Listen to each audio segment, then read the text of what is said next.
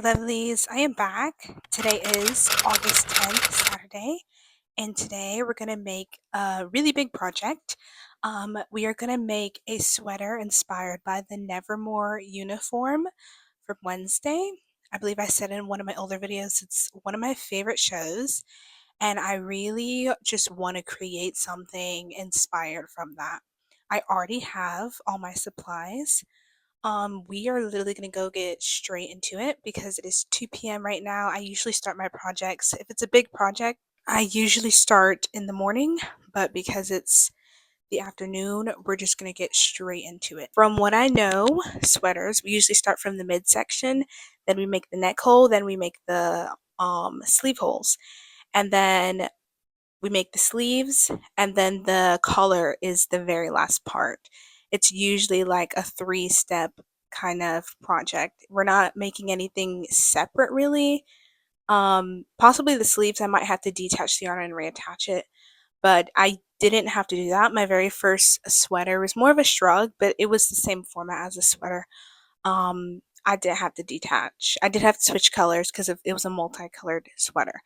And I'm gonna have to do that for this one. Nevermore uniform, it's like purple and then it's blue. It looks like they wear different colors, or like maybe different houses where it looks like the entire school wears blue on one day, wears a purple on the other. I just chose a color that's like literally right in the middle because I don't really like cobalt blue. I don't really like dark purple. I just chose a color that's right in the middle, and I feel like that's gonna be good enough. So alright, you guys, so maybe 20 minutes or 15 minutes have passed by. We have the first 2 rows complete. I was thinking about making the stripes bigger. I don't really like thin stripes, and I know it's crazy saying that because I have a top on with like thin stripes, but when it comes to like a sweater, I just like thick stripes. But that's kind of an issue because I don't want to have to keep cutting and ending off my yarn, changing colors. If you do an odd number of rows, usually if you want thicker stripes, you have to do a total of like 3 or 5 rows for each color. And when you do odd rows like that, it is difficult to work at it's difficult to have like a flow and to work fast because you're constantly like cutting off. Usually when you do even number of rows, you can just pull it to the other side, or you can just pull it up and you don't have to end it off. You can just straight up slip stitch into the next color. So we are going to do probably either 2 or a total of 2 rows for one color, or a total of 4 rows. I don't really know. I don't like thin stripes though. I'm gonna do 4 rows and I'm gonna see what it looks like. If I feel like it's too thick, we're gonna go with 2 rows per color. Alright, first 4 rows complete. And this is what I mean when I say if you do an even number of rows, instead of going to the opposite end and ending it off and then reattaching it here, when you do an even number of rows, you can lift it up and lift it up from the back, pull the other color tighter, and just slip stitch it right through the old color. Obviously, just slip stitch it right through, and then I can chain 3 and go right on to the next row.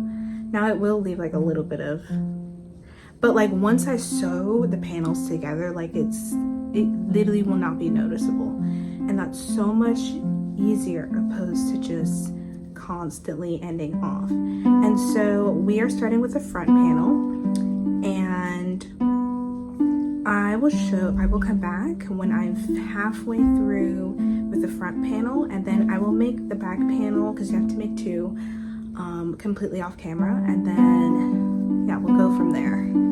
So, yeah.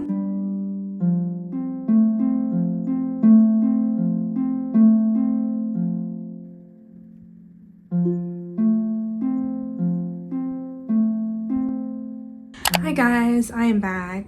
This is a few hours later, and I am changing my plans. I was following a tutorial, but I'm not gonna follow a tutorial anymore. I'm literally gonna go off the rails and do my own thing because that's what I usually do anyways.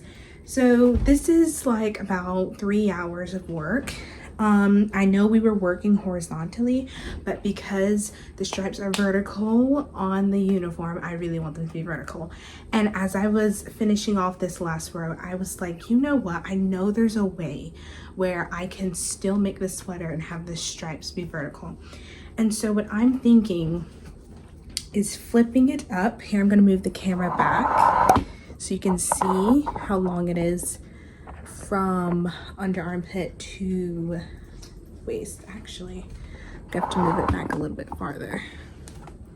So it's way past, way past. Sorry, the lighting's gonna be really bad, but I really want you guys to see how long it is. So if I were to start here, if I were to work from this end, instead of working horizontally, what I would do is I would start making the straps from these 3 rows right here, and I would extend, or I think I would end off and extend these rows right here. It might mess up the pattern, or I'm going to undo these rows, chain up, and make sure that they're longer and that they're raised, because I feel like if I were to just go from here to here, I might mess up the pattern.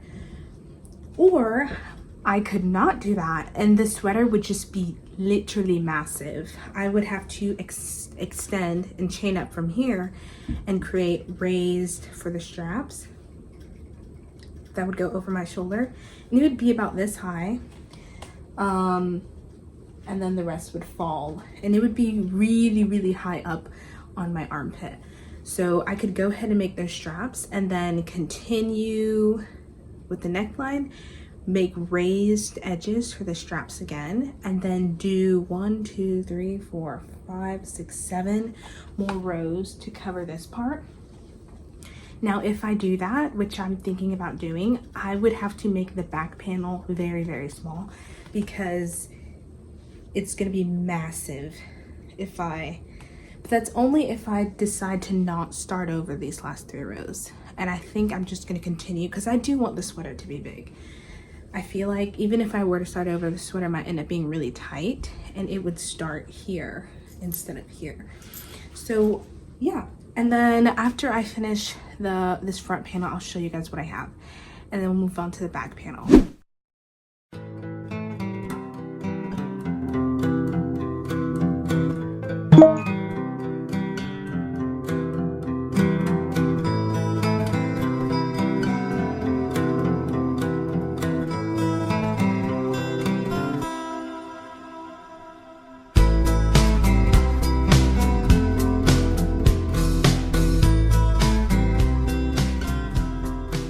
Hi you guys, I'm back. We have front panel made and back panel made, and next step is to just connect them. So I feel like, I guess it doesn't really matter which is the front, which is the back. They're both made the same. One is a little bit slanted, but I'm hoping it's not gonna show. I think it's this one that's a little bit slanted, and it's because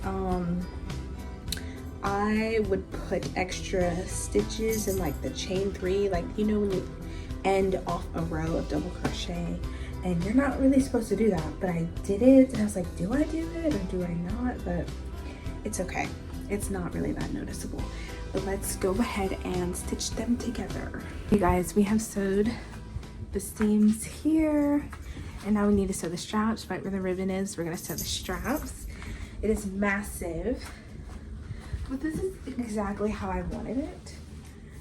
The way I'm gonna wear it, it's gonna be like very much scrunched. It looks like a dress a little bit, but the uniform is extremely long anyways, so it'll work out. So we're gonna go ahead and sew these, and then we're gonna start the sleeves tonight.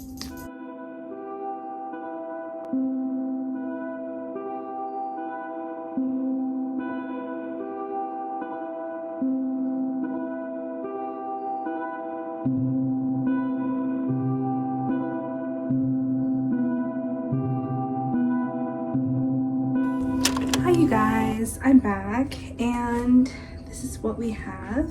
I'm finished with one sleeve and I don't know what I was thinking, but I made the sleeve way too long. That's why I had to roll it. I'm happy with this part, the midsection. The sleeves not so much, because when I unroll it, it's massively long. I don't know what I was thinking. I think I forget I have short arms sometimes, and I'm 5'3" and I'm very short in general, so I don't know what that was about. But at least it's cute. At least I can hide it. This is literally insane. This is 2 of my arms, not 1. But anyways, I'm still happy with how the stripes turn out. At least the stripes look good. At least the torso part looks good. But I can only technically, it's only wearable when I go like this or when I fold them. But I'm still happy with it. It's still giving gigantic oversized sweater. So yeah, I'm gonna go ahead and make sleeve 2 and then I'll show you guys the finished result.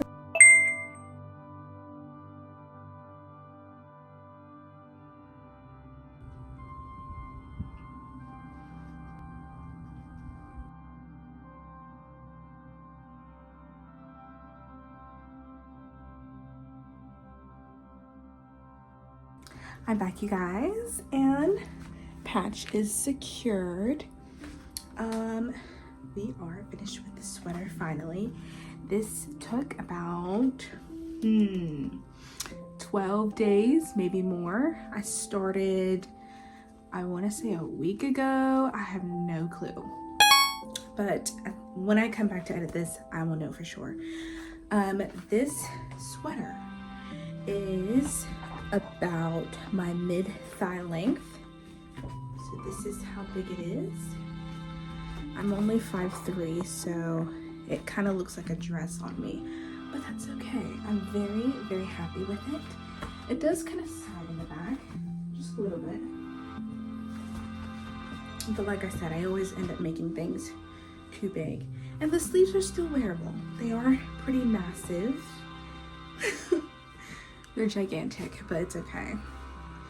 And then dare I tell you guys that I already have made a snood. Now, this snood, it's a little bit small. So I know on the show, the snoods are massive. It looks like it's just a massive hood, but I do not want to be hot. So I decided to make mine a bit small, and I will definitely be wearing this in the winter, and this too, because why wouldn't I? But this is the little mini snood that I have, and I've worn it a couple of times. It's very comfortable, so I'm happy with it. But we are at the end of the video, and I hope you guys liked the process of me making this. This isn't one of my longest projects. Shockingly, I thought it would be, but it's definitely not. My spiderweb tapestry is my absolute longest and biggest project because it's so tedious. But yeah, I'm very happy with the results, and I hope you guys are too. My next video will be coming very soon. I'm trying to post weekly, but when it comes to crochet, it is very time consuming. So it's hard to even post, I want to say 4 days a week. The best you could do when you have a crochet channel is like maybe 2 times a week. But we're gonna see how my next video goes. My next video will be even more exciting. But yeah, I hope you guys liked it. I'll see you guys in the next